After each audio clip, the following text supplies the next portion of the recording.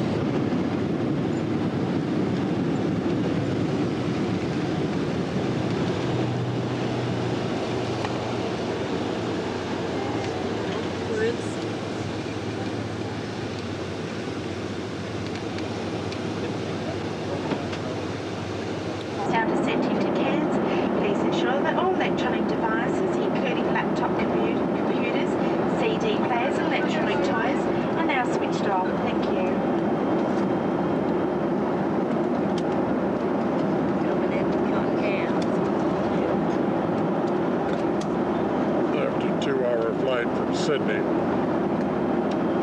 So now heading into Cairns.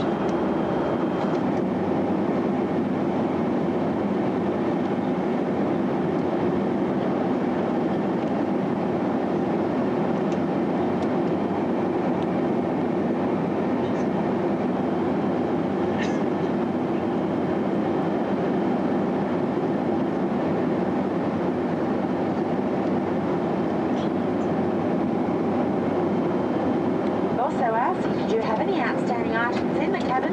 Please make these available to the cabin crew. Thank you.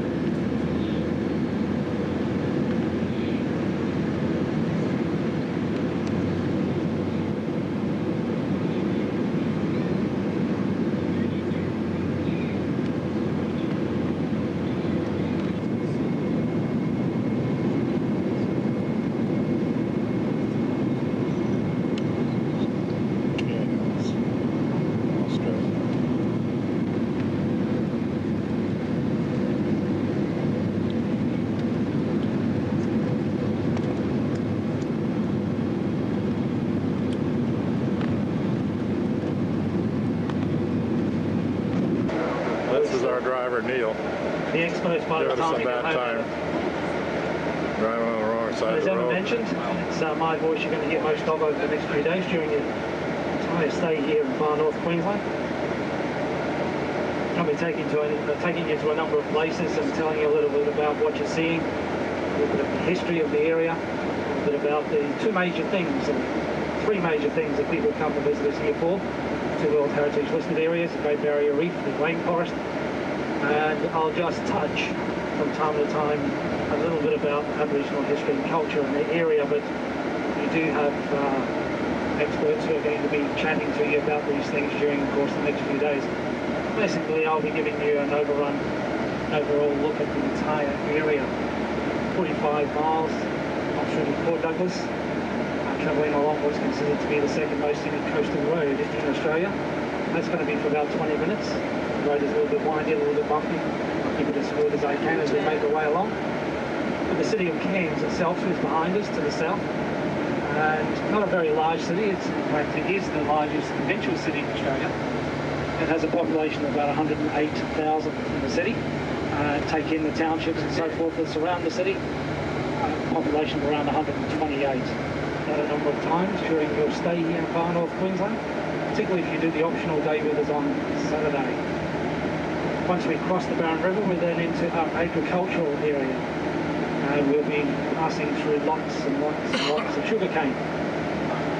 As well as sugarcane, we'll be passing the Northern Beaches area of Cairns. Wednesday, We'll be going through several roundabouts. These are the major turn-offs to each and every one of those roundabouts. Turn-offs to each and every one of these beaches areas. As we make our way north. Brown. We're skirting along the base of the Great Dividing Range. That's that mountain range in front of us. We call it a mountain range.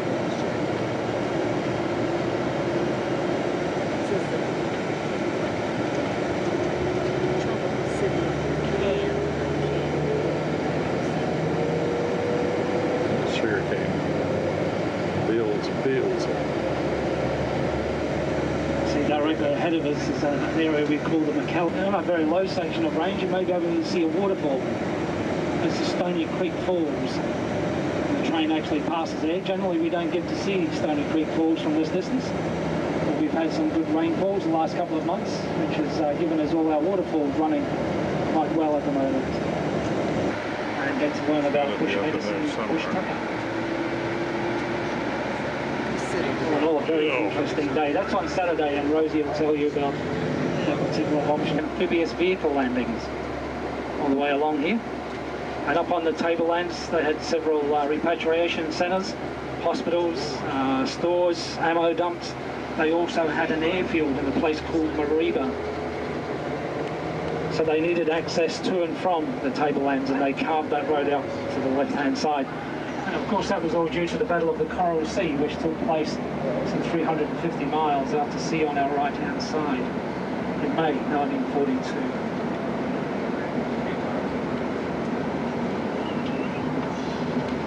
You climb to the top, put a big elastic band around your ankles, throw yourself in the face of the earth. They'll charge you $130 for the pleasure.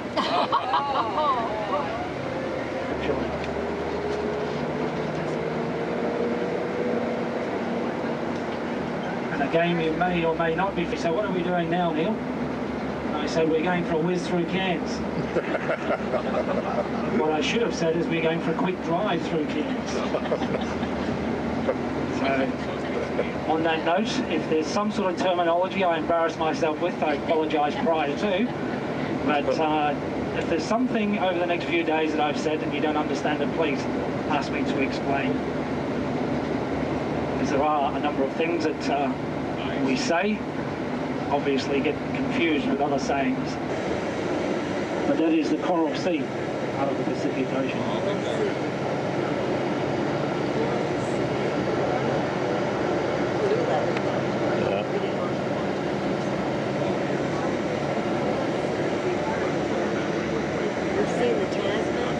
This is a rainforest that goes right down to the seas, and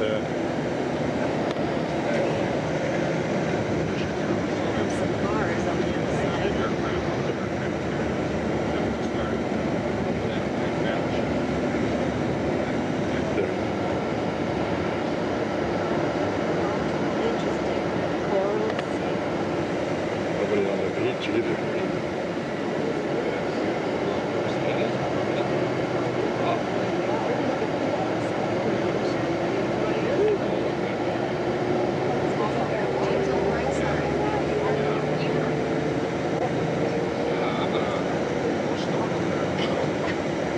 That beach area you can see over here on the right hand side is basically the most northern beach in the Cairns City region. It's called Ellis Beach. Nothing much in Ellis Beach. There's a caravan park, there's a bit of a restaurant there, a takeaway shop. There's also a surf lifesaving club front. On the job along to that. And of course, with calm water hitting the coastline, it's in fact perfect conditions for one of our 5 marine stingers that we have in our waters to be present in the water. They like nice, warm, calm water. That's the box jellyfish. Just here on our right-hand side, you'll see a blue flotation system, and underneath that flotation system is a stinger net enclosure, which we call stinger net enclosure, box jellyfish stinger net enclosure. It gives people relative safety to swim in the ocean. I'll underline the word relative. It's not 100%. It gives them relative safety. This box jellyfish can be a nasty little animal. He's not aggressive. He doesn't come chasing you in the water. Just if your legs or arms or chest or feet come in contact with the tentacles of this animal, he injects a venom that actually slows your respiratory system right down, eventually causing a heart attack. Of course, that depends on which part of the body he comes in contact to. You're probably safer getting stung on the feet than you are across nice isolated beaches as we make our way along here, as you can see. These are used quite extensively during our winter months. To give you an idea of temperatures, our summers can get up to around 34 degrees Celsius. So you're looking up, pushing towards 95 to 100 degrees Fahrenheit and 85% humidity. That's during the height of the day. Generally the temperature may drop down to about 23, 24 degrees Celsius during the night, but certainly the humidity doesn't drop, it stays with us. And then I'm quite fortunate. We've already had one this year, Cyclone Abigail. Suddenly there was a gust of wind across the coastline and the Weather Bureau announced that was it. We had the rocks down there on the right hand side. Some of you may have the question, is this area volcanic? It was. We have 6 dormant volcanoes up around the Atherton Tablelands region. And we have a number of pressure valves up there. This Creek Crocodile Farm coming up in a few minutes on our left hand side, which in fact is a commercial crocodile farm. You will see a sign saying crocodile feedings. A couple of times a day they do, in front of visitors to the crocodile farm, feed 1 or 2 of these crocodiles with a chicken, just to give an example of how the jaws on these animals are so powerful, and the animal itself, how powerful it is. Of course, most of the crocodiles within that park will end up as belts, shoes, handbags, and on many menus throughout Australia's restaurants and overseas restaurants as well. And most of the crocodiles in this farm are bred within the property itself for those particular reasons. Crocodiles, of course, are protected. Once upon a time when these farms needed stocks of crocodiles, towards the end of your stay here in far north Queensland, you will be able to meet one of these massive animals, the estuarine crocodile. You get to meet one of those at the Rainforest Habitat. Much better park than Hartley's Creek Crocodile Farm. Croc feeding right there. So just there on the left. And a small Aboriginal college here on the left-hand side. About 80 or 90 kids handpicked from all over far north Queensland. Visit that particular education centre. It is privately owned but funded by the government. Just about have a look through the windscreen, we'll eventually see the little township of Port Douglas as we make our way down the hill along the coastline to the north.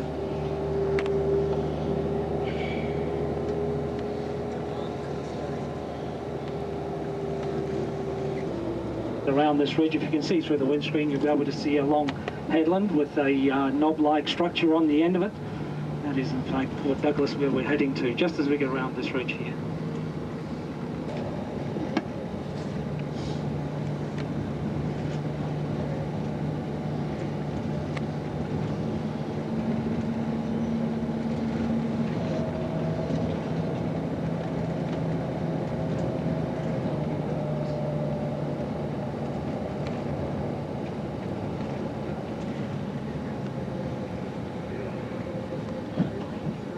Yeah, very long.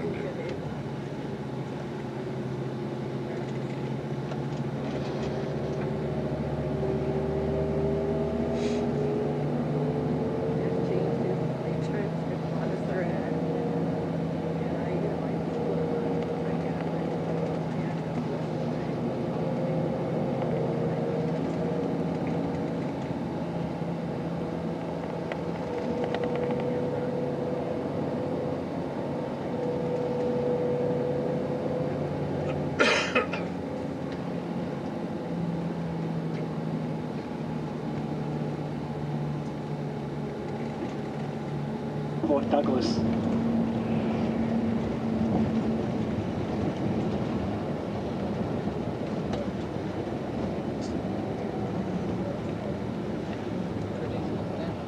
When the tide goes out at this particular area, you can walk quite a distance on the sand that's exposed just ahead of us here. There's a little bit of it exposed at the moment. As the tide goes out, it becomes a huge expanse of sand just down there on our right hand side. You can see some trees standing in the water. They're mangrove trees. It's quite unusual to see sand in this area. Normally mangroves stand on a very muddy bed. Well, they still stand on that muddy bed, but the sand has been washed in and dumped on top of that muddy section of the mangroves. We'll talk about mangroves over the next few days. You hear me? Is that loud enough? Yes. All right, now we're just coming through Craiglee, which is the industrial area of Port Douglas. I use that a bit loosely. And this used to be the Teamsters camp. This used to be where Cobb & Co were based. They were one of our major coach companies. And the reason for that is because this area is a very flat, grassy plain. You will see as you head back to Cairns over the next few days that there's actually a monument as you head out of Craiglee to the Teamsters in this area.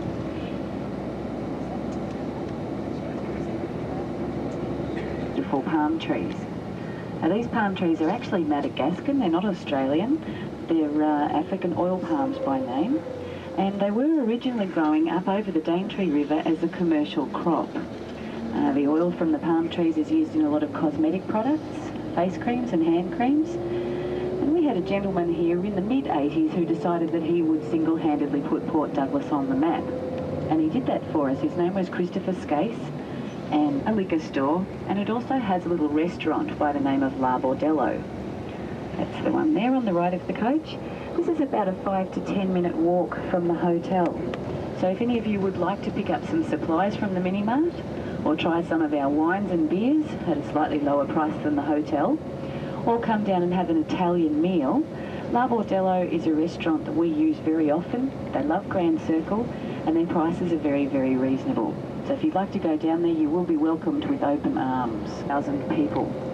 It is really predominantly a tourism town these days. It was a sleepy fishing village until the mid-80s, and at last count we had 74 food outlets. So whatever your passion for food is, you're going to find it here. And for those of you who did come out here for seafood, there's a couple of things that will appear on the menu that may not be familiar to you. The first one is barramundi, and that's B-A-R-R-A-M-U-N-D-I. And it's a type of estuarine fish. It's a perch. It's a very mild flavoured fish. For those of you that don't like really fishy tasting fish, this is the one for you. It's actually our local dish in this area. It's favoured by fishermen because it's a very good sports fish, but it also tastes very good. You will find that over most of Australia on the menus. The other thing you may not be familiar with is, but like to move around Port Douglas while you're here with other modes of transport than just your feet. There are a couple of ways you can do it. We have taxis. Your average taxi in this area will cost you between about $6 and $12 to get to anywhere. And it's a very cost-effective way if there's more than two of you going. Marina here on the left of the coach. This was built around about the same time as the Sheraton Mirage, around the mid-80s. And most of the craft in there are pleasure craft. A lot of them are privately owned. And the biggest one you can see towards the back, the silver vessel, is actually the Quicksilver Wave Piercer Catamaran. And that is the boat you will be taking out to the Outer Barrier Reef. Now when you're out and about around town, the marina here has very good shopping. It also has a number of good restaurants. There's an Italian restaurant and the Hog's Breath Cafe there. Now coming up down the neck about where you come from, so don't be scared to approach the locals in this area of the world. You'll see on the left of the coach the National Australia Bank. You can change any currency there. We have 5 banks in Port Douglas, that's one of them. And there's also a little bus stop here on the left of the coach too. Those blue bus stop signs are where the local shuttle bus pick up and drop off from. But you can tell the driver where you want to go. He will drop you off as close as he can. Now on the right of the coach is the medical centre and the pharmacy in at the Port Village. There's also the Coles supermarket, which is where you can pick up incidental goods very, very cheaply, cheaper than the lobby shop at the hotel.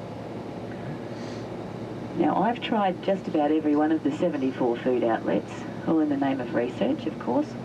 And everything from the fish and chip shop here on your right through to our 5-star restaurant, which is called Nautilus, they are all excellent. There is nowhere that I would tell you to stay away from.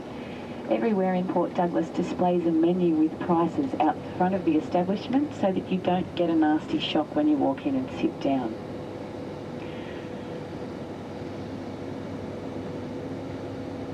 Emma, how does American money relate to Australian money? American money relating to Australia. It's American, bought an Australian dollar. So if you halve the prices on everything here while you're in Australia, you'll get the American dollar total. If you want to change money while you're in Australia, the very best places to do it are at the banks. The hotels are always a little bit more card. You will get the best daily rate of exchange and you aren't charged a commission.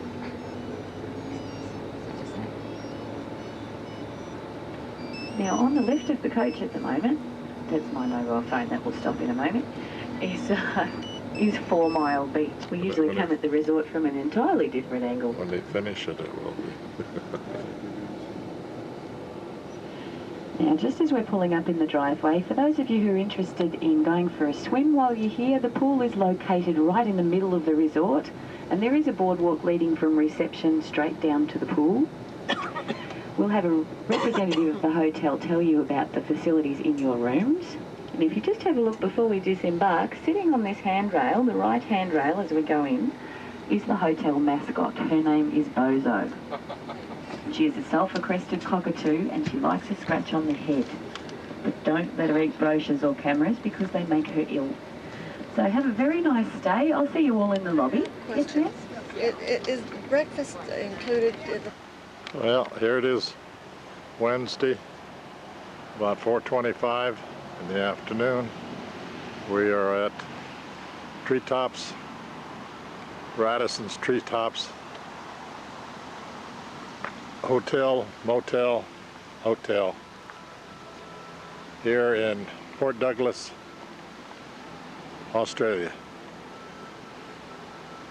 We're going to be here for about 4 days. Quite a charming place. Let's go in and see what it looks like.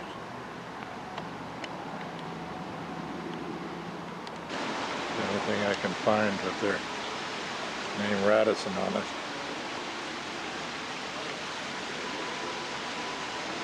This is the lobby. There's their mascot. Doesn't like cameras.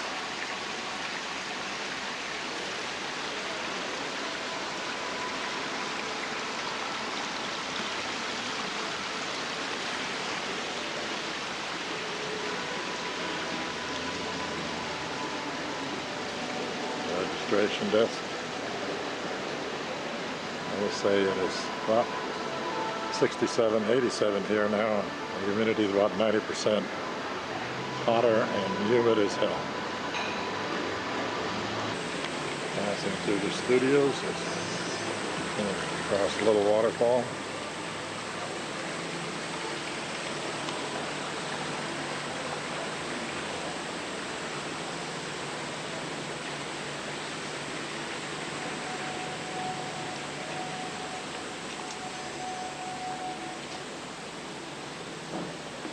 Walk through the forest.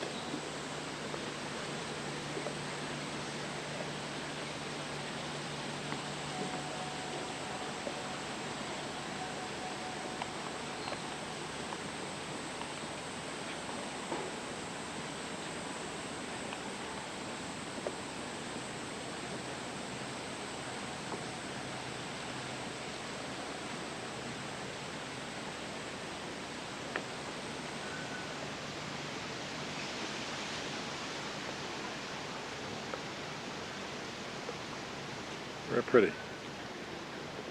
It's that little, get a little cooler. The breeze comes up. Let's go to the Outback restaurant and the swimming pool.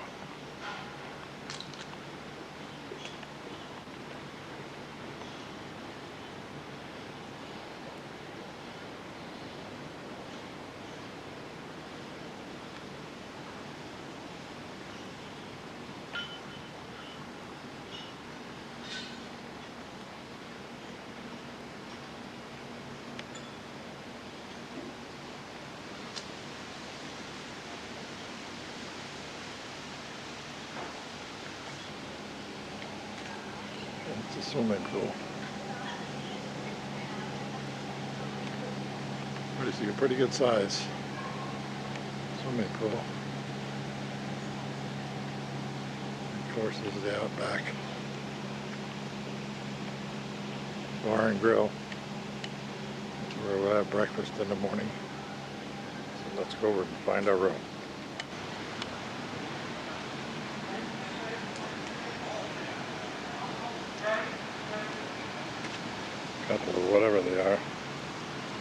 Running through, looking for something to eat.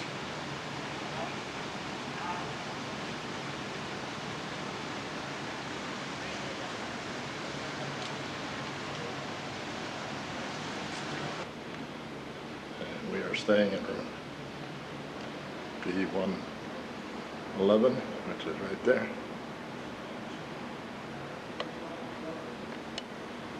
So let's go in and see what Marge is doing. Oh, it's nice and cool in here. Remember what phone did to your sister? Remember what your father? Very nice room. Hi, Mom. He always said. You figured out what we're going to do tomorrow? Now we're taking three optional trips. Okay, He gave up everything for you. good. How is he going to make him feel when he sees his little girl and Nice room. Girl, Sally. I mean, I've been living on my own for a while now. Good at the g'days, so you have to go and practice as well. And we've all met this lovely man here, who's taking us out this morning into the sunshine. We're thinking positively. Anyway, welcome along, all of us. We're here together at last, and we're going to sorry call you new people. We'll get over that eventually. That's good, and I hope you understood most of what I scribbled on it for you, clear as mud. So, you've got my room number, you know where I am, and I'm always available for you guys if you're not sure what happens next. Back up. For the first half-day tour today, what we're basically going to be doing is heading up, first of all, up through to the Mossman Gorge. And at the Mossman Gorge, we're going to spend about 35-40 minutes there to give you enough time, basically, to go on a bit of a walk through the rainforest. Now, the walk itself is about 20 minutes return, but as I said, we're going to have about 35 minutes or so where you can stop and have a look. Have the odd Kodak moment. And from that point, we'll then make our way further north up through to the Daintree village, where we have an appointment with a cruise vessel. And that cruise vessel is going to take you on a 1-hour cruise along the very picturesque Daintree River and some of the estuaries adjacent to the river system. Further downstream, I'll then pick you up again and we'll head back into Port Douglas. Those of you who would like to get land that we call the Mossman Gorge. Through our Native Titles Act in Australia, a group of Aborigines can apply to the Australian government to have a parcel of land handed back to them, but it must have cultural significance to that group of people. And the Kuku-Yalanji people, for many generations, have grown up, hunted and lived in this. And if you can see out the side of the coach and up towards the top of the trees, you'll begin to see a lot of those basket ferns and things growing up in the canopy. We'll see the river in a moment here on our right hand side, and of course this river is the water source for the water that comes out of the taps in your hotel. And it's right up the headwaters that they take the water from the river system, where no one can access except for the park rangers and the water board. And you'll also see the water line just coming up on the left hand side, a large pipe just here. That is the water that gets pumped through to Port Douglas.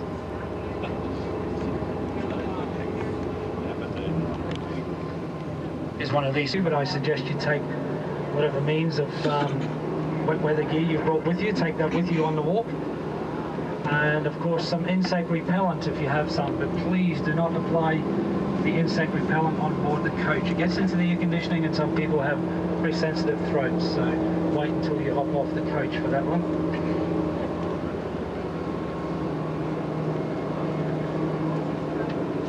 It's possible there may be the odd mosquito or two.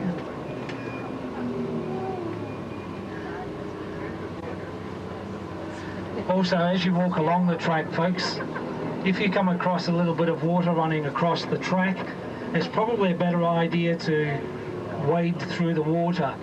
You will see some rocks around the outside of the water, but these rocks are going to be very, very, very slippery. They're going to be covered in moss, so please do not step on those rocks just to keep your feet dry. I'd rather get wet toes.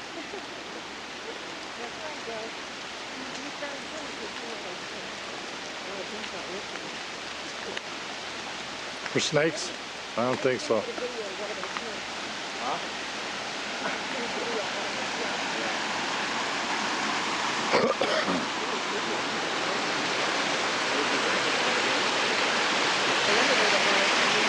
Doesn't look the cleanest, does it?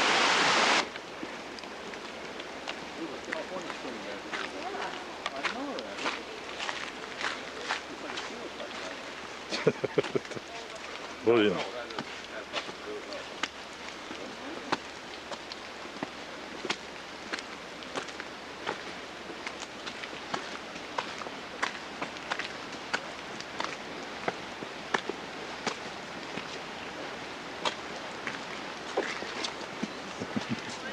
Hello. Hello. Hello. Fancy meeting you here. Hi there. Hello. At all the smiling faces.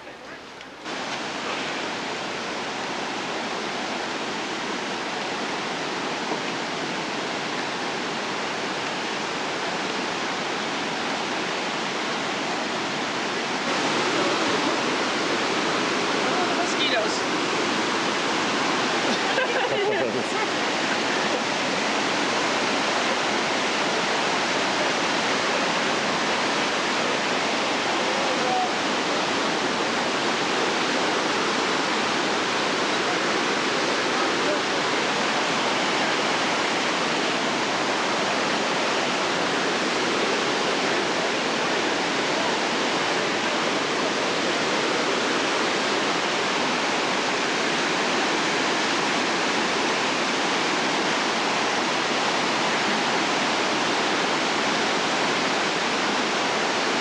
He looks like he's lost. See, he's got sweet talking all the women there.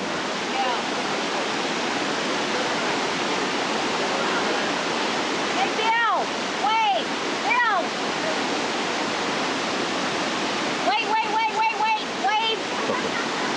Wait! Got it! Today is Thursday, by the way. We started out at 8:30. Now 10 after 9. We're out here in the rainforest, sweating like a stuffed pig, chasing mosquitoes. The humidity is terrible, but having a good time. Hey, Bill, there's a path over here. He's the adventurous type. He likes to brave new trails. Brave new trails, right?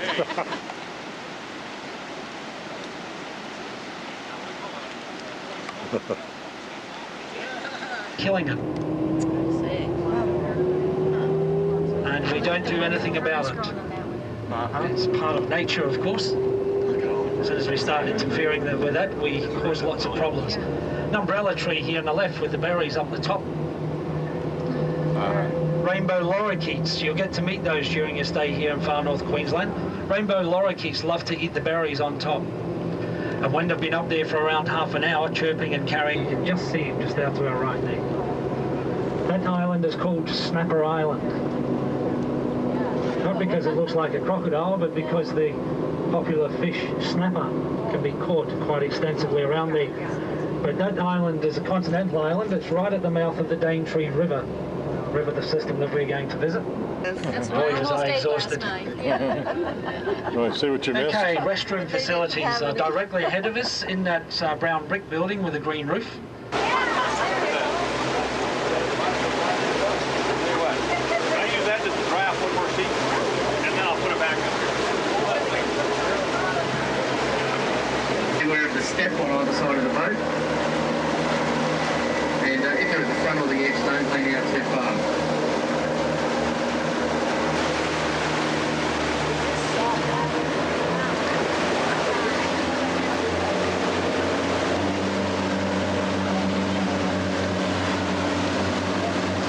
Great Britain, His Majesty King George, I think.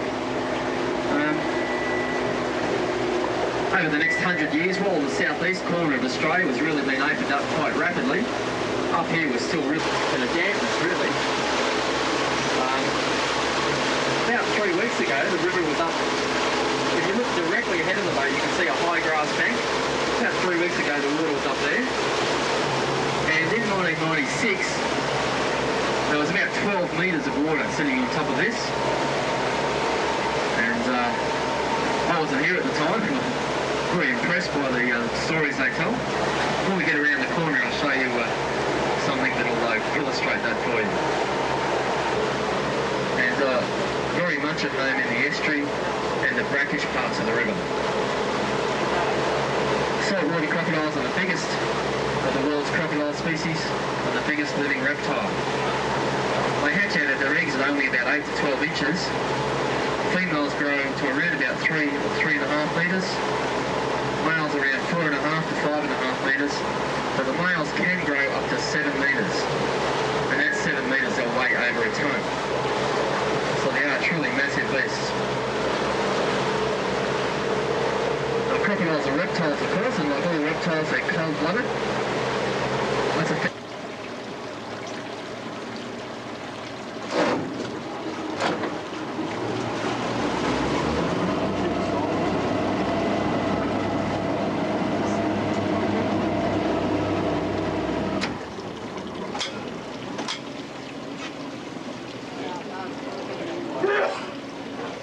That scared him away.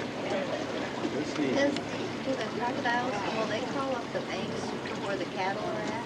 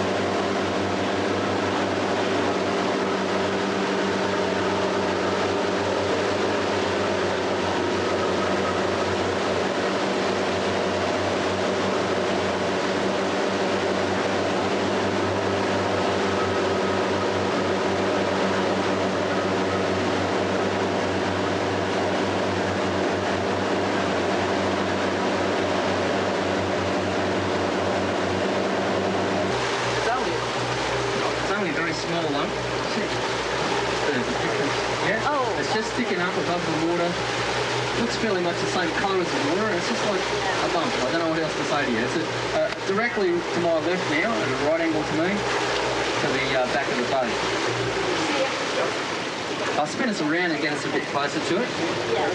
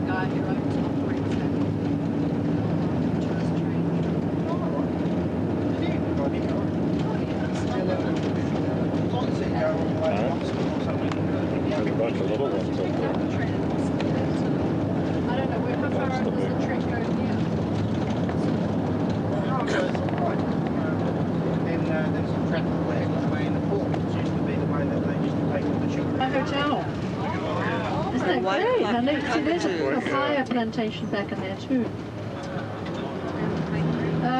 Yeah, so then this machine chops it up into little lengths, and there's a truck that travels alongside. Weren't they delicious? Yes. You've heard of the lychees that the Chinese like? It's the same fruit. So they're a hot tropical Asian fruit. Oh, look, it's exciting. We're fording the stream. Going over another road. Yippee! Woohoo! Flood Bridge. We must be getting close. Yeah, we are. No, not yet. Quite. Not quite. Almost there. Getting really exciting. On the right here is a banyan tree. You see them in all the tropical islands, including Hawaii. The native people of the Pacific Islands, they cut the leaves and dry them and use them for weaving. The decorative or floor mats or even exterior house panels. Pretty picture. Pretty Sure, this is picture. all part of Sue and Alan's property because they specialize in growing tropical plants. Very low from the hills. Yeah. We got anybody with a special botanical bent? No? This is why we call this, well, they call their property the Botanical Ark, as in Noah's Ark, but for botanical purposes.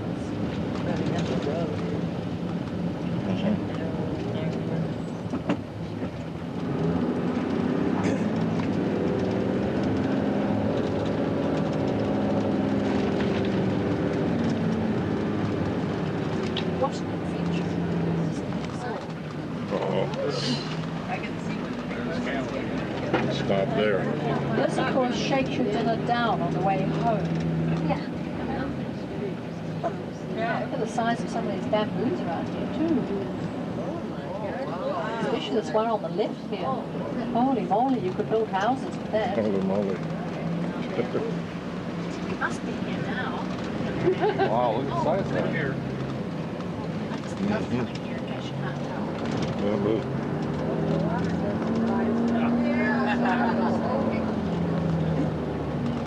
pretty in here.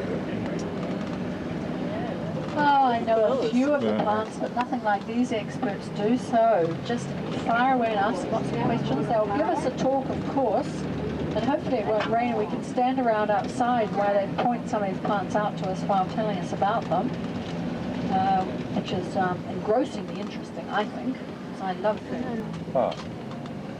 They are such a neat couple.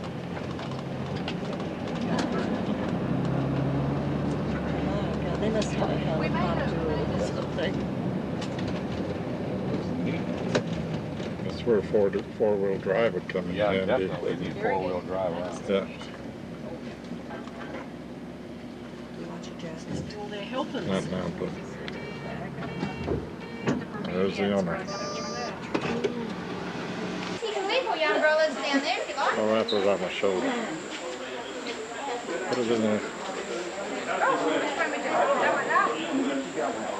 Thank you, dear. Non-alcoholic Pretty fruit smile punch. now. Sun-dried tomato, that's here you go, some non-alcoholic fruit punch for you. Make your way into the room. It's a cream cheese.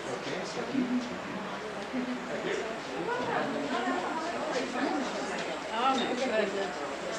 Don't totally good. Don't look good. Casey. Hey, Casey. You look like her. You won't bite me, will you?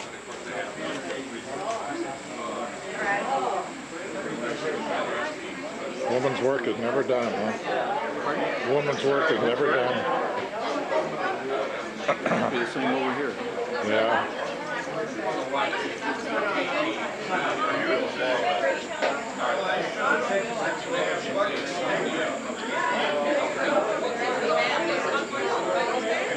Nice to have such a rowdy crew, but I'd like to welcome you all here. My name is Alan, and this is my wife, Susie. This is our home and garden, which we call the Botanical Ark. And we thought we'd tell you a bit about ourselves before you go for dinner, so you'll have an understanding of why Grand Circle asked you to come here. Well, we bought this property 19 years ago.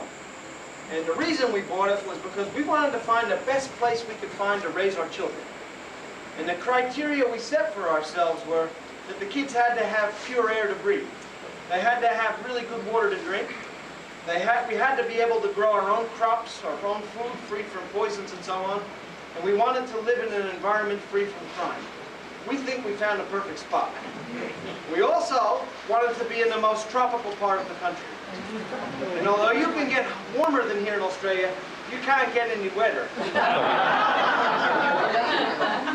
Normally we meet out in the garden, but our annual rainfall exceeds 160 inches a year. But our record was in March 1996, 5 years ago, we received 39 inches of rain in one day. So it can really rain when it wants to. And it wants to. You never know. Anyway, had you come here 19 years ago, you would have had to walk and swim in for the last mile and a bit because nobody lived here. And there were no roads in this valley. Hours that last too long. So she went back to the hotels and she said, look, I've got a gift for you. I don't even want any money. But I do ask one thing, that you put it on your front counter and listen to what your customers say. Just listen. And she figured within a short time she'd be in the flower business. Well, 3 weeks, and it grows as an understory plant right around the world in the rainforests. And I fell in love with this plant, and I collect them and I study them. And of course, at the end of their stem comes a cone, which produces these little yellow things you see sticking out, which are the actual flowers. And I watch what comes to pollinate them, the birds and the bees. Thank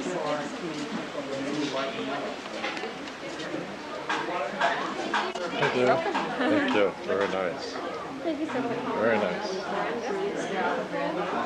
Go find a seat, folks. Just watch your step, ladies and gentlemen, as you come on through, and please be seated.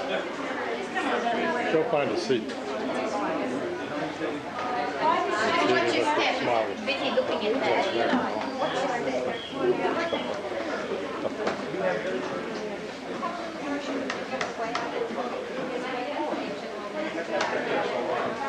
Ladies, just watch your step. Well, one of us will go on the other side.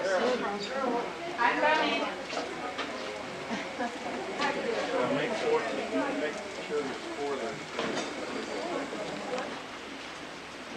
Bill may go down the other table, but that's okay.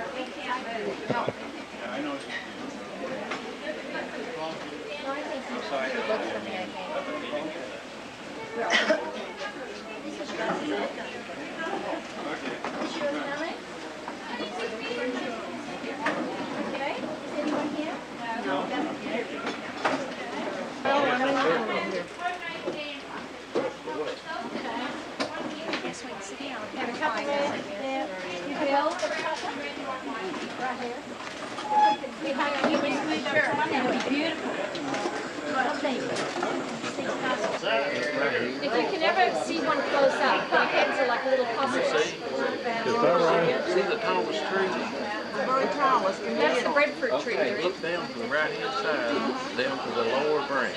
I imagine it'll start flying. Yeah, this is season now. We've got breadfruit now. That's why the flying fox are flying. I think it's about to fly again. My passport expired. Look down to your Now see, right-hand it's side. quite a lot. Wingspan? Not like The branch is moving. He'll move there. Up at the top. He'll probably come flying soon. I don't think he's got a fruit up there. I think he's finished the top ones already. The batch you're talking about is a mantle. Oh, we pick them. Look, see. Is Not quite size of power. with a knife. Look how many flies he's on. And they pull them in. Exactly. Wouldn't it rock it? Rodent wing.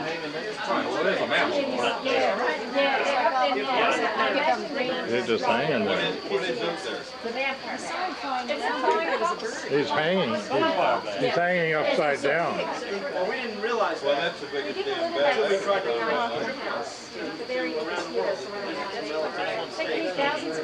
You see it, Mark? It's hanging upside down. He's hanging upside down. Yeah, he's upside down. See it? I didn't mind them up there because it's only one or two of them, but when they come by the hundreds, oh.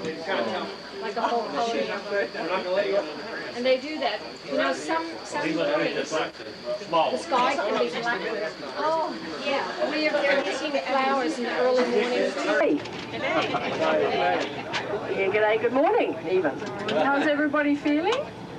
Okay. Slept well, ate well last night. We know that. Wasn't that a great night out? Yes. Oh, it fulfills everything I love in an excursion. You know, interesting people, interesting surroundings, interesting food.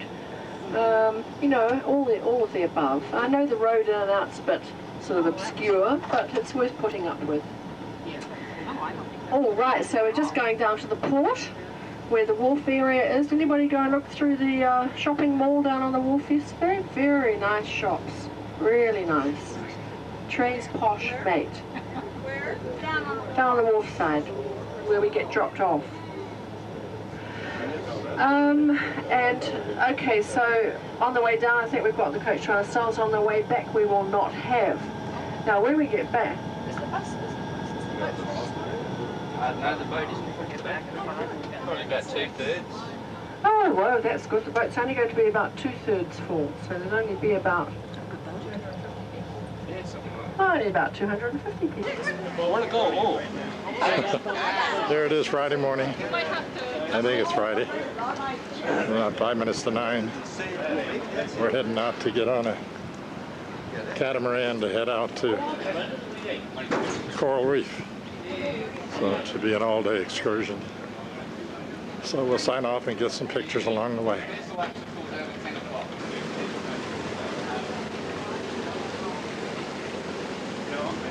And that's it.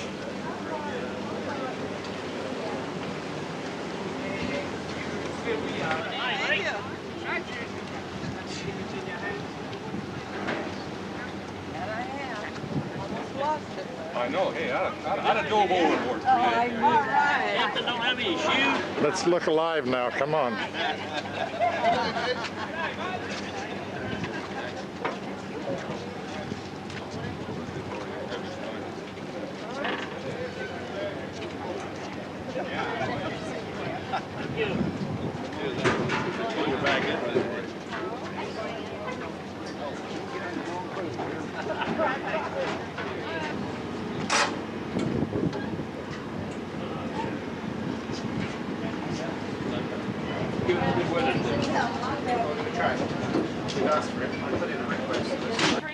Feet, 600 feet, until eventually about 2 miles out to sea that way, you would be in around 3,000 metres or 9,000 feet of water, and that's known as the Queensland Trench.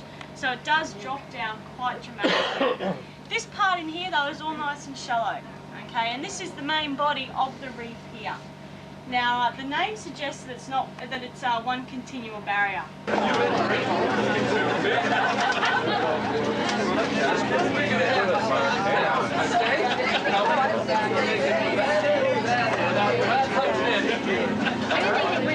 Go for it. I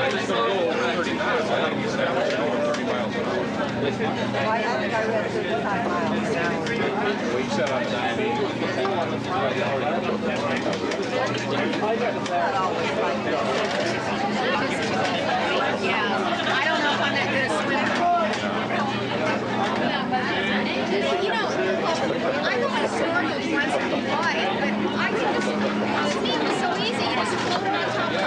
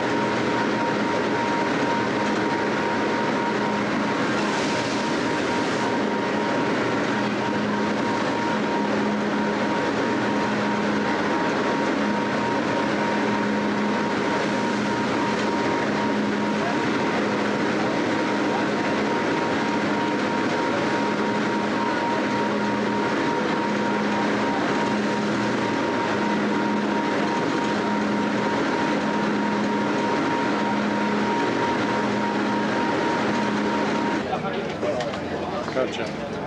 Approaching the reefs.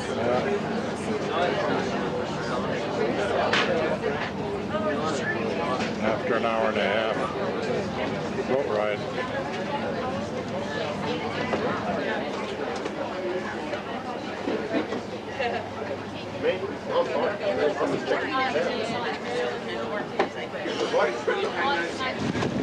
Well, we're out here on the pontoon. Got some scuba divers out here. Someplace there's Bill and Donna. I have no idea where they are. Can't find them. I'm going to shoot everybody out here and hopefully I'll get them.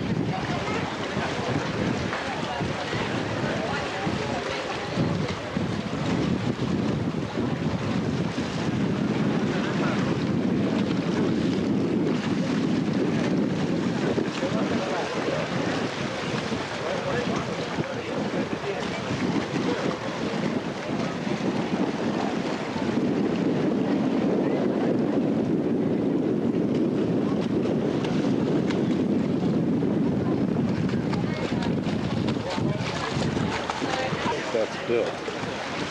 Right there. Hey guys, don't sit on the stairs if you don't mind. There's heaps of space on the benches.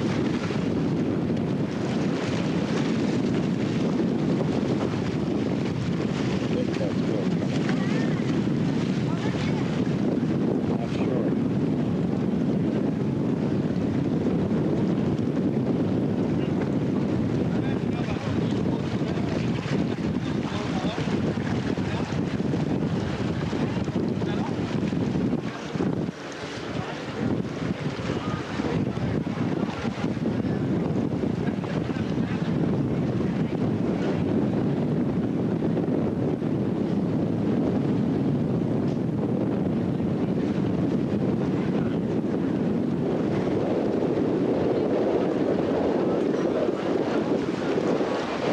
Great Barrier Reef.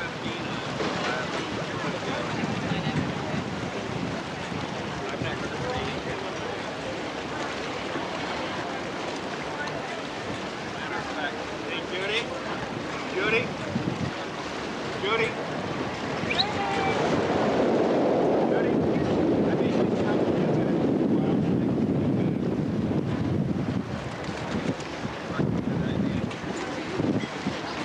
This is the platform we're on. Out here in the middle of no place.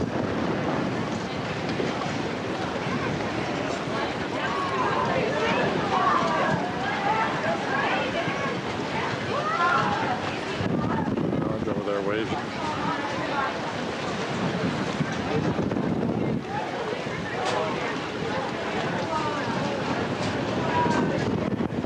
Sorry. Strike guys, they're here. Okay, she said don't do a flash because you're gonna take a picture for yourself. Yeah, you gotta keep your finger over the flash because it does want to go off. Look at this guy. Those little convict, those aren't, I don't know if those are the true convict, they look like. Then somebody feeding them? Yeah, someone. I don't know what it is. See it? Yeah.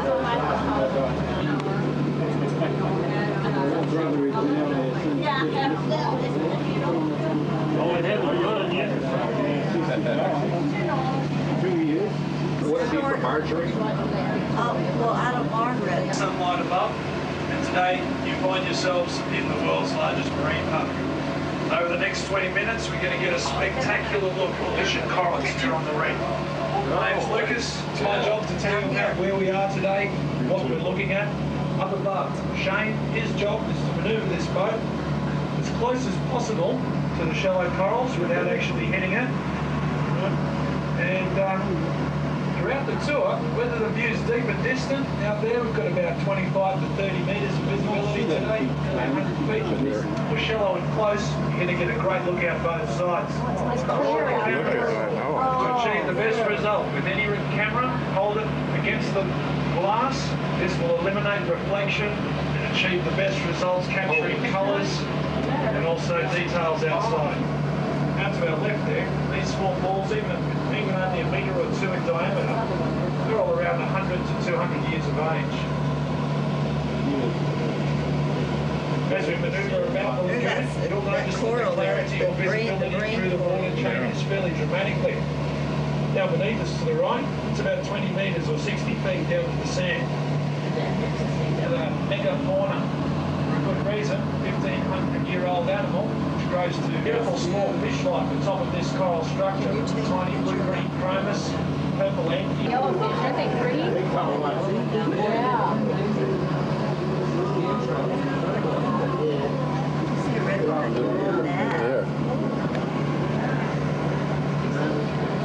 Just down below us on the right-hand side, beautiful yellow and black striped fish there, 6-banded angelfish. All these colors. That's a classic type of reef fish, big broad fins.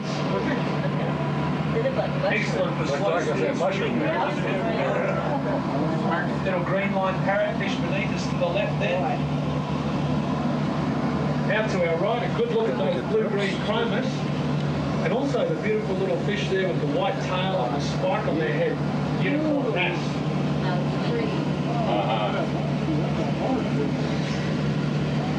To the left of us, nice close look at a female parrotfish there, very easily distinguished, and also a bar-cheeked trevally, the silver one swimming towards the back of the boat.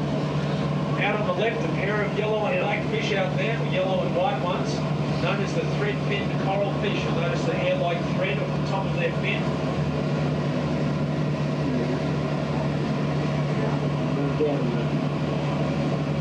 And out to our left here, little crimson and blue line, green line parrotfish, all pecking on the ocean floor. They're consuming the plant matter or seaweed, which occurs on the surface of that dead coral. But when the large storm waves crush and destroy corals, they fall to the ocean floor, and the fleshy part of the coral rots away. That's known as the polyp, the little jellyfish. It leaves a... To our left here, ladies and gents, large amount of broken and crushed coral. So he's going to storm directly from the dead coral, and as he does so, actually crushes the coral skeleton. Like another world down there. Much. Underwater. When snorkeling today, you can hear the parrotfish feeding on the reef. And the next time you're lying on a tropical sandy beach or a coral island, running your fingers and toes through that beautiful white sand, little coral trout down to our right, the grey fish with the bright blue spots, one of the finest eating fish in the ocean. Next time you're on that mirrors, the slower the rate of growth. Fast-growing corals, the delicate ones, dominate most reef systems throughout the world's oceans. This is balanced every year by the intense tropical storms, and looking out to our left you can see the broken chunks and pieces of coral rubble lying amongst the living coral formations. It's been found that the tropical storms smash and destroy the very numerous types of rapid-growing corals, uncovering the less numerous types of slow-growing coral and balancing the life on the ocean floor each year. That is close. Corals here to our left, the beautiful velvet or elephant ear coral, soft-looking furry stuff on the left-hand side. Beautiful branching corals right next to it. Take notice of the dots, or the lumps and bumps on the branches of the blue coral beneath. It'll give you a good indication to the size of the little coral jellyfish. Jane giving us a nice close look at the reef. Nice look across the top there, the parrotfish feeding on the surface.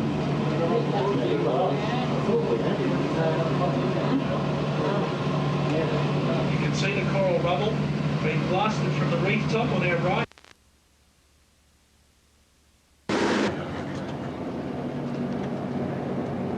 Reflections today. Getting reflections in the mirror today. Reflection in the window.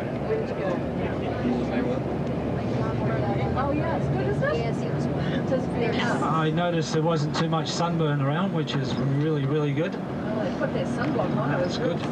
Excellent.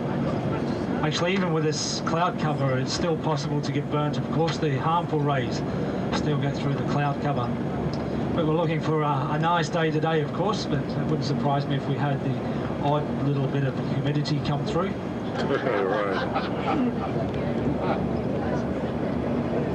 But the ocean's actually looking quite nice. On the road on the way up this morning, it was A couple of little drops as I made my way along the coast road here, but looking out to sea, it was nice and sunny and the water was reasonably blue.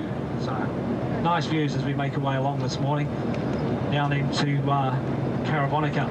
It's going to take us around 45 minutes or so to get through there. And I thought, since most of everything that we're visiting today is all about the history of the area, with Aborigines actually seeing the first white settlers, going back to Captain Cook's days, and of course the industries that have sprung up since, and the industries that caused the place to open up. But it was, Australia itself was in fact originally named Terra Australis. When they realised the Earth was round, they thought there must be a large landmass to the southern hemisphere, so on the southern side of the globe, so they named it in Latin, of course, Terra Australis, literally translated Great Southern Land. And then around the early 1600s, the Dutch, who were quite a powerful force in those days, were the first ones to come across the northwestern tip of Australia. And during the 1600s, they had about 4 or 5 visits to this continent. At one stage down the western seaboard of Australia, they actually put in a plaque that had New Holland written on it. They didn't claim the continent, but it was from then on maps and charts and so forth known as New Holland. A number of other nationalities actually visited these shores over the ensuing next couple of 100 years or whatever, and these were people such as the Portuguese. They were fishing quite extensively, particularly off the Queensland coast, along the Coral Sea region, looking for bêche de mer, which was considered in Asian countries as a delicacy, in fact an aphrodisiac. So it was well sought after, and it's a long sea slug that you find in the sandy beds of the Coral Sea coast. As we get around Ellis Beach, it'll come into view quite clearly. Pretty. Coral Sea. As he made his way up through this particular region, he made his way past what we know today as Port Douglas, realising that the coral reef was going to wedge him in between itself and the mainland. He decided to make a left there. One of the other adventure tours you can do here, you actually will do the loops and figure eights and all that sort of thing. I don't think so. Park, we don't actually have any zoos here in far north Queensland. They're all private ventures, usually call them sanctuaries, etc. But this one has most Australian native animals and a lot from, and particularly in the way of birds, from overseas. They have a little bit of an octarium and a reptile house. A little bit of an opal mine coming up here on the right hand side. Of course, there's no opals mined in this area. Opal mine is the name of the outlet. If I go on the road, I always take a bag with me.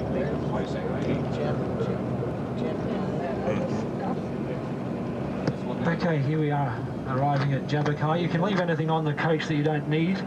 In fact, basically you will need your cameras and the usual thing, but you won't have access to the coach generally, basically, until about 11:30ish anyway. So make sure you take everything with you that you'll need. Bear with it.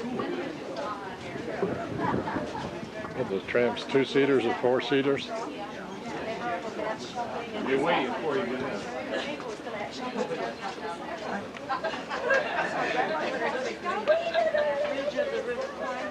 That's it.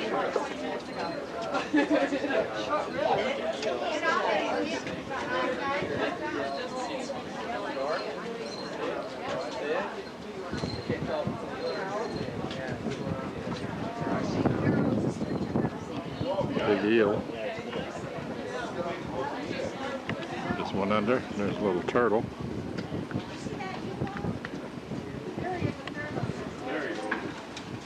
Little baby.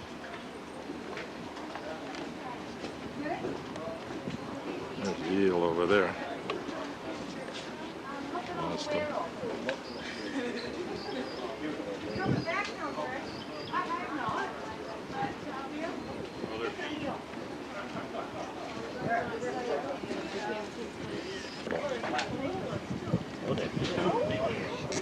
Can you get 3 or 4 summies out of it?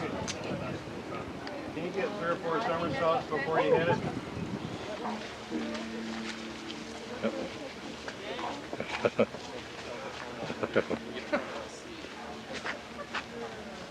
Thank you.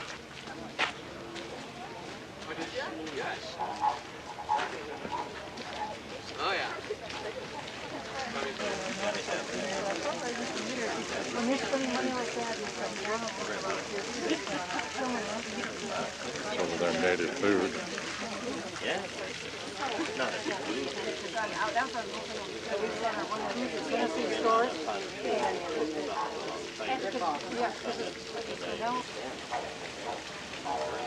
Bush food hut. Ryan still explain about what did we do, how to make it, and how to play it. First, how to make it. You go walk about in the bush to that different kind of trees, like river gum, alleywood, wanding, yellow bark, stringy bark, red gum, white gum, stringy bloodwood. This thing I got right here is an iron bark. See, you still got the bark on him. So once I selected my tree, the side, I need the inside out. Done the job for me. Cutting the top off, that piece to sit, I told. Cleaning it up. First thing I do, I've got my long spear. One already done it. How to play this with you? There's two important stages. One, you must blow softly, like this. It's not a trumpet. Your mouthpiece is not a trumpet. You blow it like a trumpet. This is what sound you got to get.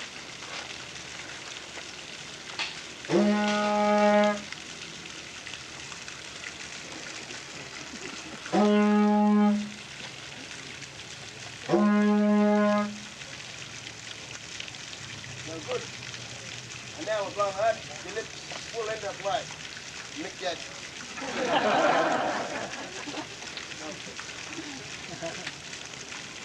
Softly, raspy, like this.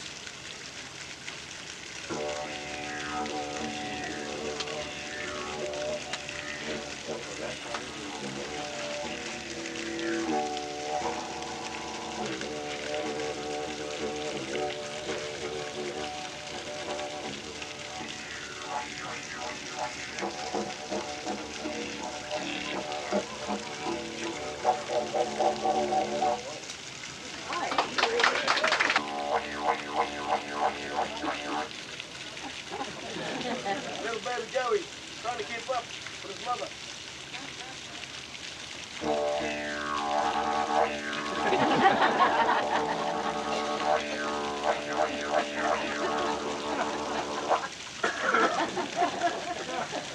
Dingo, Bunkus, Jesus, you did that in the bush box. Your tongue, with the tongue, all different kinds of chews.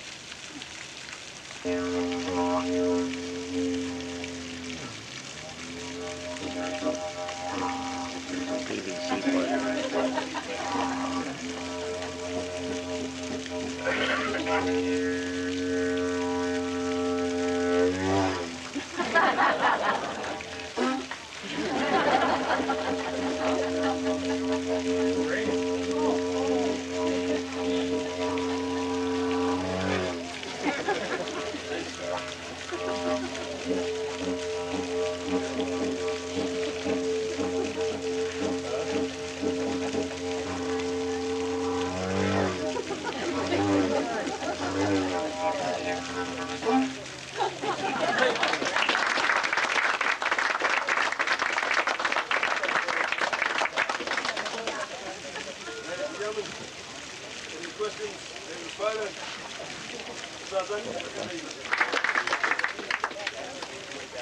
G'day.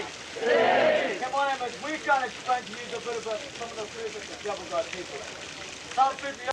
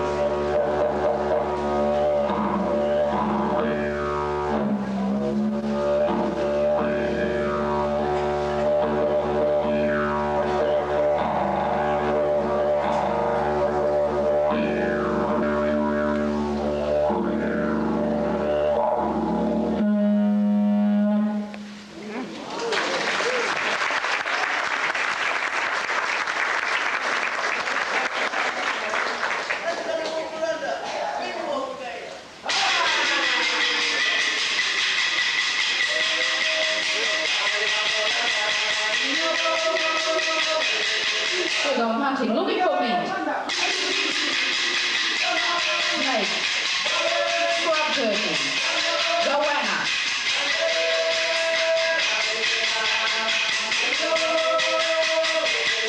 We're going on foot, looking for game. Flying fox. Turtle. Cassowary.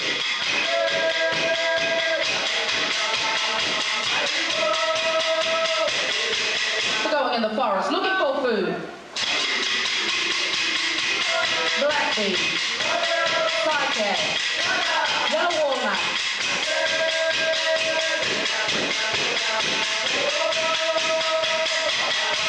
Go walk about in the country to the river in the forest.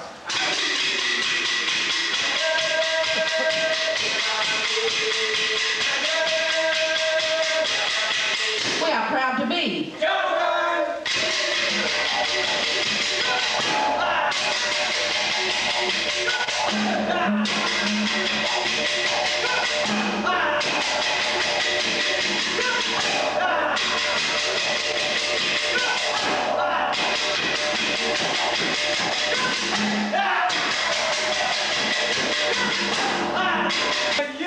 That we are culturally dressed. When we dance, we wear a lapland. In Japagalani, we call it jarija. Company. Also when we dance, we wear a belt. We make them out of grass weed, vine, animal skin, or mainly human meat. Last thing is my totem. Totem can represent the animal, the weather, or nature. My totem is the chica, the quiet. You can see if you hang the rest of the dancers, they have their own totem. Rangera, crocodile, stingray, waterfall, Indian, well, Lura, farm fox, cooking. So what do we use to paint our body? Well, crosswalk, anchor, clay, charcoal, any kind of whipple fish. Also good for camouflage in the rainforest. Now, if you can't hear me now, he can't see you next minute. You got it. You take him home, you cook him up in a microwave.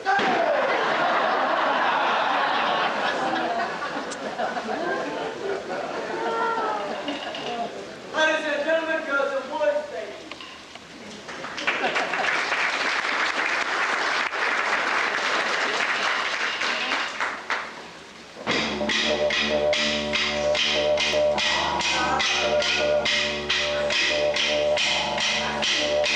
This dance is of the cassowary. The Bulgara.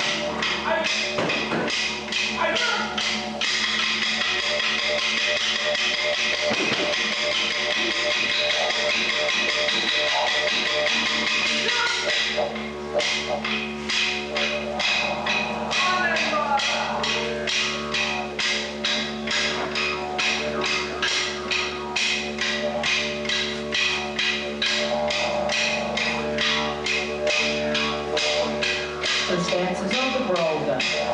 The Brolga is a bird similar to the crane. The Brolga flies high in the sky. He is in search of water and a place to rest.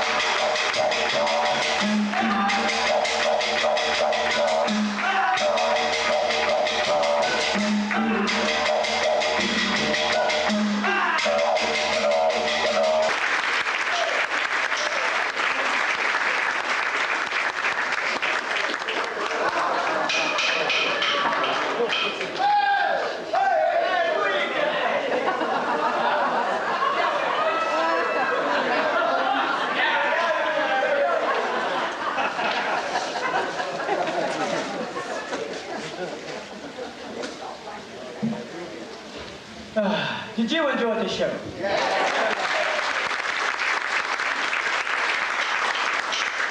Well, if you did, go back where you bought your tickets from and tell me how much you enjoyed the show. The Jabbaway Company has been going for nearly 5 years, so you see, it's a brand new start for us.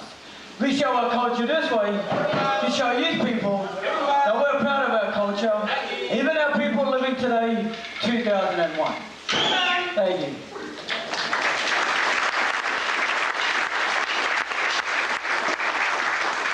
Well, anyway, we wrote a song. This song is called Proud to Be an Aborigine.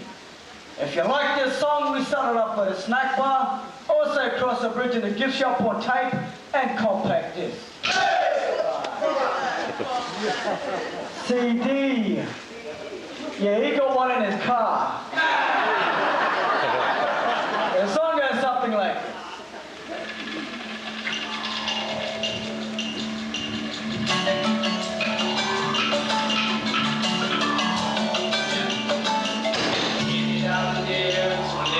A man was free to wander, leading out the years, the spirit of changes to come back, make you wonder. Changes to come back, make you wonder. What he's a dog, white fellow found, a land on that no one knows. Skis come fight, comes in down all night, a white man came to hold it down.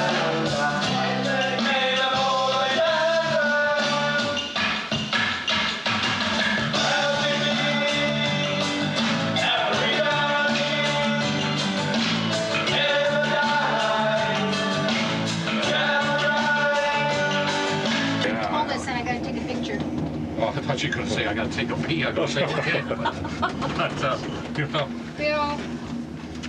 We got that on camera. Yeah, yeah. You gotta go up there. You gotta watch what you say because he's got that sound thing going, see? Oh, that's okay. What was that on? Been a lot worse than that said on this thing. Oh, yeah. Oh, that little bit of breeze we got felt good. Where? Come on, I know it. Coming. Down the cracks. Yeah, the cracks and crevices. Definitely the cracks and crevices. I'm glad I powdered good this morning.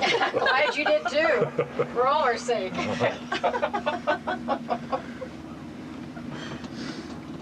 This reminds me of Squaw Valley. We went up that one in Squaw Valley. Oh, All yeah. the snow. It was so Oh, we did the one I that thought, oh God, I felt like it's gonna break. Yeah. we did hit the high tower there. Yeah.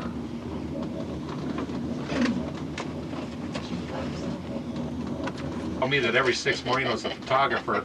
If it wasn't for the parade grounds, there wouldn't be a Marine Corps. So,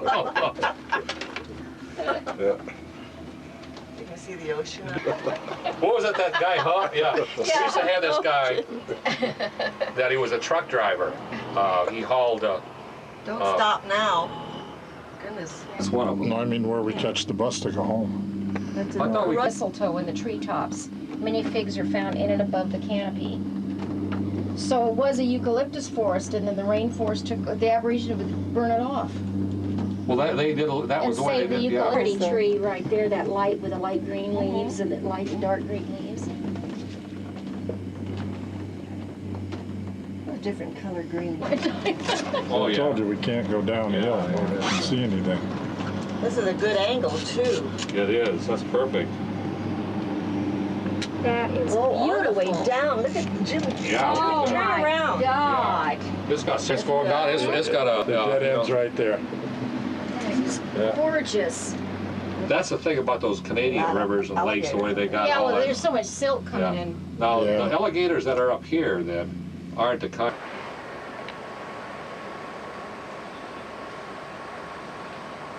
Sky rail to pick to the top. Up by Corinda, we're gonna now get on the bus and head downtown. There's 2 tourists, 2 local tourists, 2 local tourists. Get on a bus. So many tourism awards, it's not funny. It's actually owned by a local family, 3rd generation. Dan's family, totally Australian, owned and operated. Which is actually quite uncommon to see these days. Get over there. But what we're going to do from here is I'll take you through this delightful little township. Right there, welcome to And at 3:10, we'll make our way back down to the railway for the journey down on the Kuranda Scenic Train. But you can get anything you wish in this little township, anything from a teaspoon through to opals, but I'm sure Rosie has mentioned to you that you will have a lecture on opals when you arrive in Sydney, and they're a difficult thing to pick. If you don't know what you're looking for, you could end up in trouble. So I would suggest waiting until you've had that lecture before buying opals. That way you know at least what you're looking for. Who's given us the lecture, Neil? I couldn't tell you the guy's name. Oh, okay, unfortunately, I don't go through Sydney, so it's actually the no, I thought it was Rosie Jones. President of the gemstones or opals in Australia or something like that. Okay. Very knowledgeable man, but he will explain. It was a campsite for the railway workers as they put the line in the late 1800s. When they disappeared, it became a very popular place, particularly during the Second World War. There was a lot of troops in this particular area. But since then, it became a honeymoon haven. But more recently, a lot of alternate lifestyles settled in around the rainforest, hippies I'm talking about. And they found themselves needing to trade their fruits and vegetables and things like that, so they started up a market. And of course, after a while, the arts and craft come into it. And then the markets eventually changed from fruit and vegetables to mainly arts and crafts. And the township sprang up from then. Basically, everyone who visits far north Queensland comes to visit Kuranda. It's a lovely little township, lots of shopping, but there are some nice major attractions in the township if you're not into retail therapy that you can have a look at. For instance, most of the animals that you would find in our rainforest are nocturnal, so we don't get to see them during the day. You need to go out in the middle of the night with a huge torchlight. But they are on display in this little spot here on the left, the Noctarium, the night zoo. Artificial light gives you the ability to see the animals, but lets the animals still think it's pitch dark. And they're out and about, things like the and it's tree climbing kangaroo and some of the smaller possums and hopping mouse kangaroo. Looks exactly like a kangaroo, but it's only the size of a mouse and things like that. You can see that in there. But it's about $10 to go through the complex. The other one is the Butterfly Sanctuary, which is coming up here on our left. It's the largest in the southern hemisphere. And it also costs around $10 to go in. That is a guided tour, or you can walk around yourself. Both of these attractions take around 20 minutes to walk through. So you do have plenty of time to do that. And that's the Butterfly Sanctuary, just here on our left. Actually, I hope it's open. I just saw the gate closed. Okay, what I'm going to do is do a U-turn, and we're going to stop over where those other coaches are. There are some markets down here to the left. There's some more markets directly in front of us. And if you have a look, there's a little red trailer down there with an ice cream cone on it. That's Cliff. Cliff makes the best homemade ice cream. Okay, I want that. If you're into ice cream, just see Cliff. But keep in mind, folks, like Rosie, do not buy an ice cream 1 minute before departure. Because I won't let I'm not allowed to let ice creams on board the coach, in fact, any dairy products. Crabs.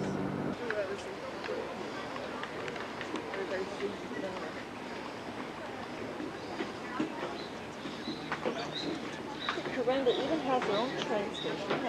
That is, this is, all right, we're in train 10? 10. Car 10? Yeah.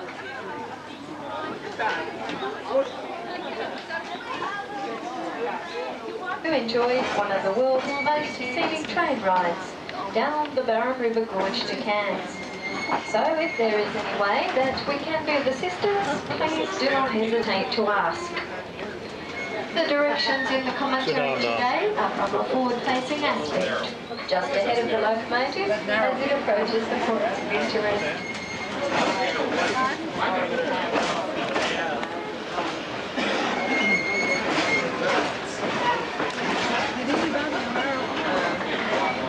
Ladies and gentlemen, if I could have your attention to our wish to inform all passengers of the following safety procedures. It is not permitted to clear off the train. Please do not place any part of your body outside the carriage while the train is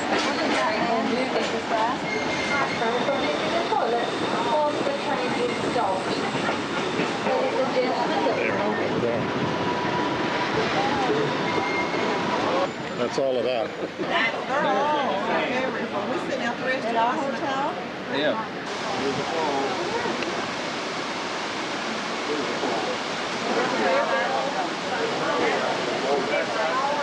God, is it cool here. With the government, the Rob was allowed to do this. Then only after a lot of men were killed during the blasting. To make up for lost time, the men digging this tunnel worked on 8 places at once. Tunnel number 15 is 490 metres long.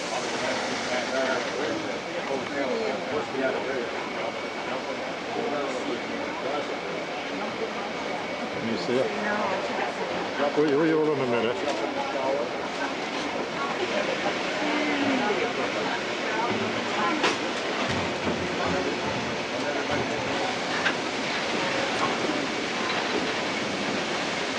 Actually, look to the right, you see the Stony Creek Falls. This falls are active all year round. Pretty bird.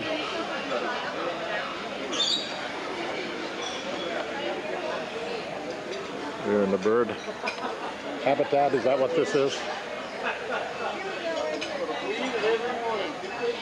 Time to eat. I'm going to say where we're at. We're at the rainforest habitat. Rainforest habitat. We're going to eat with the birds this morning. Yeah, they're sitting there watching us. Let's go eat. Come on. Yeah, I will. Go ahead, man. I'll be right back. Well, what about these?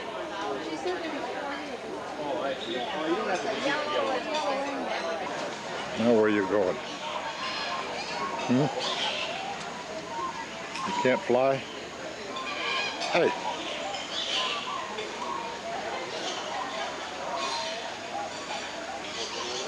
Turd.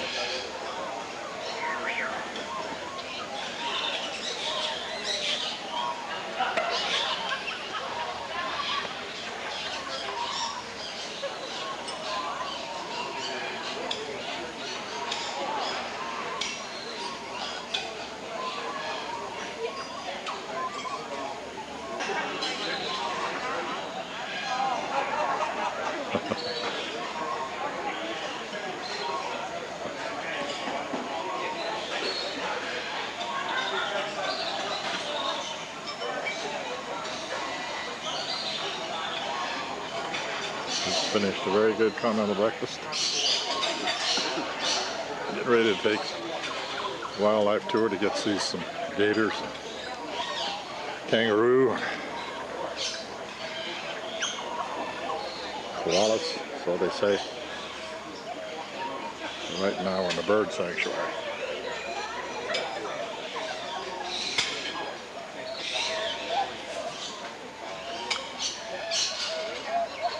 Ducks.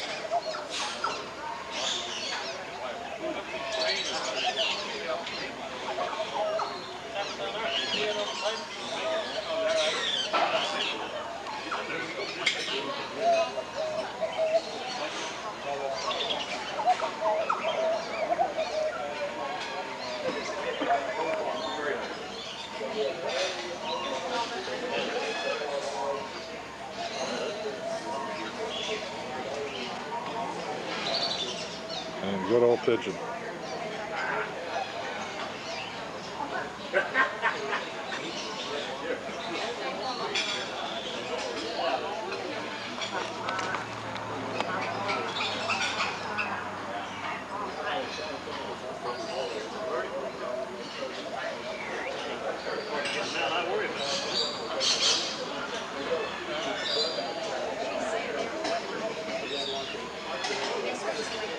Stand still. Hey, Mike.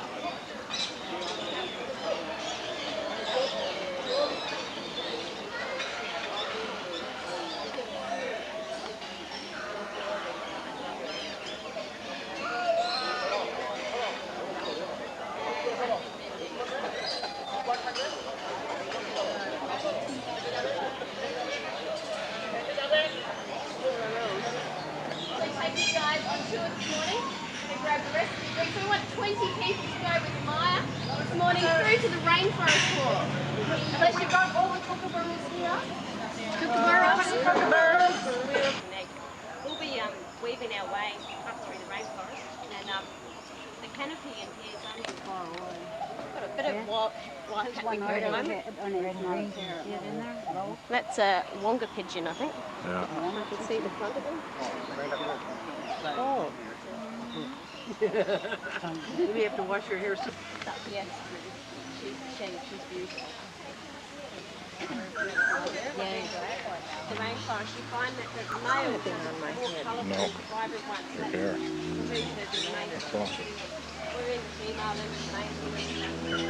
But it all belongs to nature, especially when it's actually wrong. This is it. This is that female, and she is much more brighter and much more beautiful than the male. Human eye. This is another example. And to the birds, he's still very beautiful, but the red one's certainly stunning.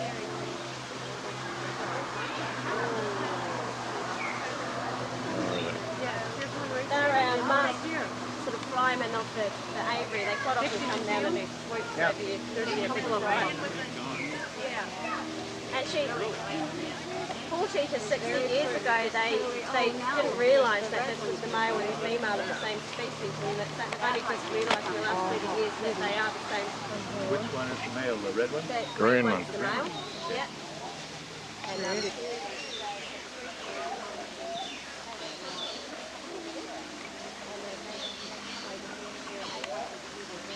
You're a chocolate pigeon. That's what you are.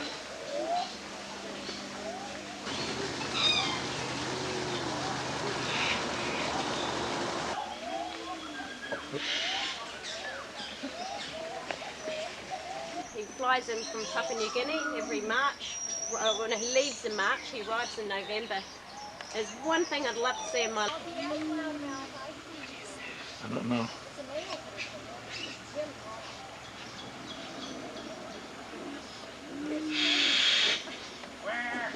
What is it?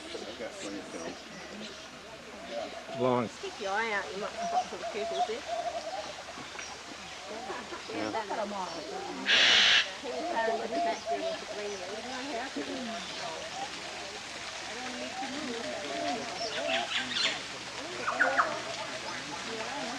look at the trainer, I just move back and forth. Oh, there's one right there. Bunch of them. There's one right there too. Nice of them. Yeah. He looks so hard up above, there's light down here. The fungal disease that the frogs are great. The big one is over there. They're on loan from the Radisson. These are big. Very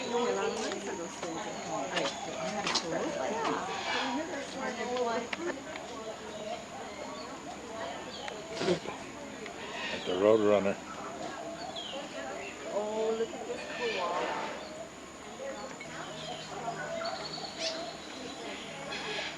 Turn around.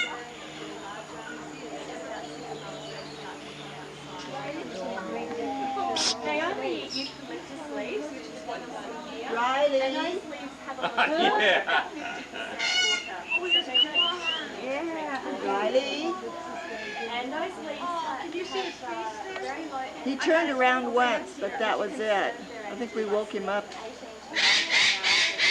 No. That bird didn't wake him up. You sure didn't wake him up. He did. Did you get his face though? No, you were here. Hopefully you got it. I got it.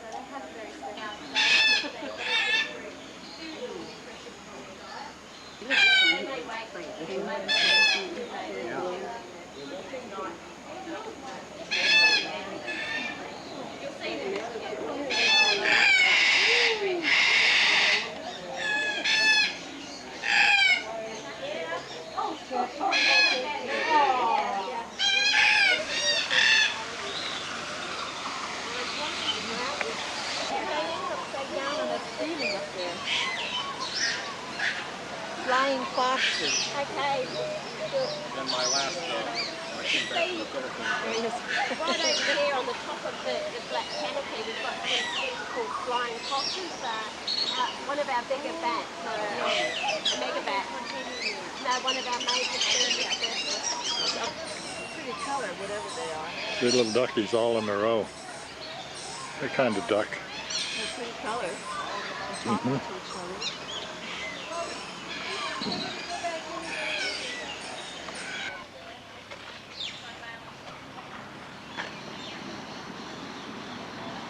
A couple of emu drinking.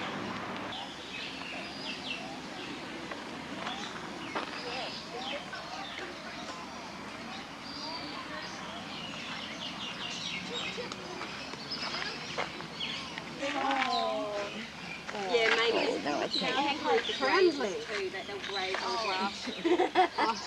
Aww. Has this got fur or hair? This one has fur or hair? And there'll be one dominant male. So basically, we have to wean out the male so the females come along.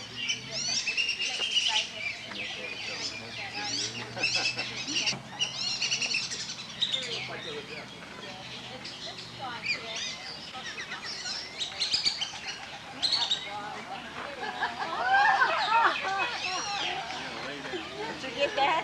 Just like on cue.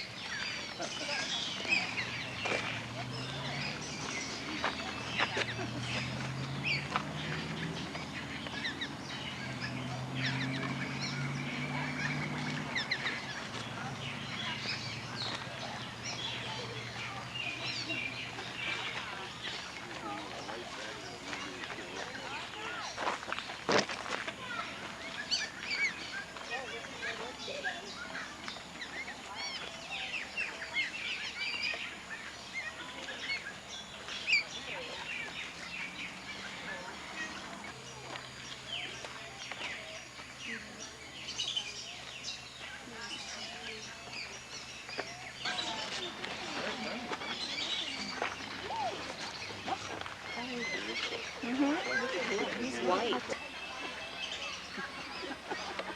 There he goes. All they do is prime themselves. They're cleaning here. Where are Cream. they? While you're here in Far North Queensland, look out for the signs. There's no reason to be snapped up by a crocodile. Yeah, they're tremendous power in their jaws. So basically, all their tails are nothing. Territorial. They don't guard their nests when they're on the go. This is the freshwater. In their little mouths, there are 72 very sharp teeth Those are freshwater. for catching fish.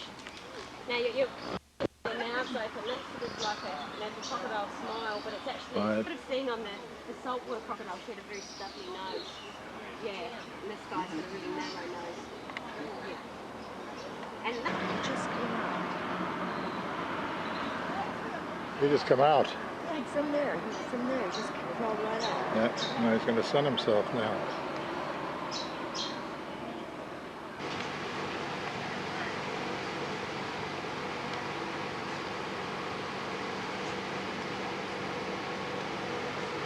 Say howdy, Harold.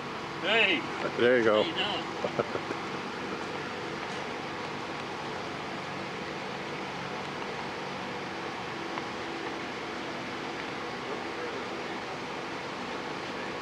Hey, Neil, turn around. Neil, turn around. Turn around. I want to see you. You're wet.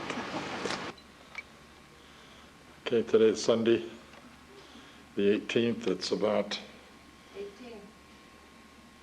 7:30. And we're at the Radisson in Sydney. And our room is 0605.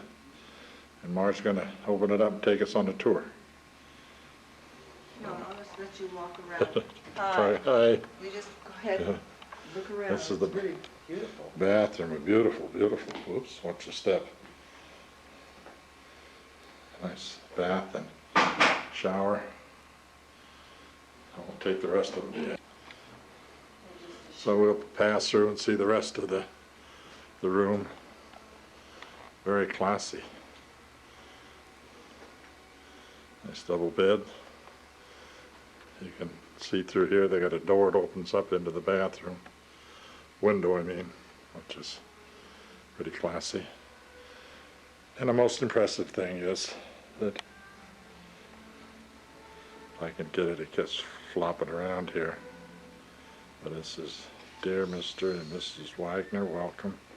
Oh, it is our pleasure to welcome you to Radisson Plaza Hotel, Sydney."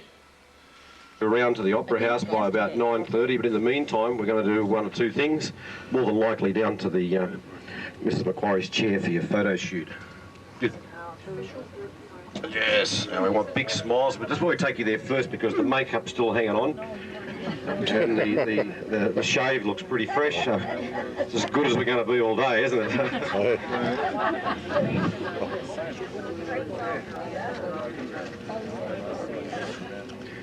So if you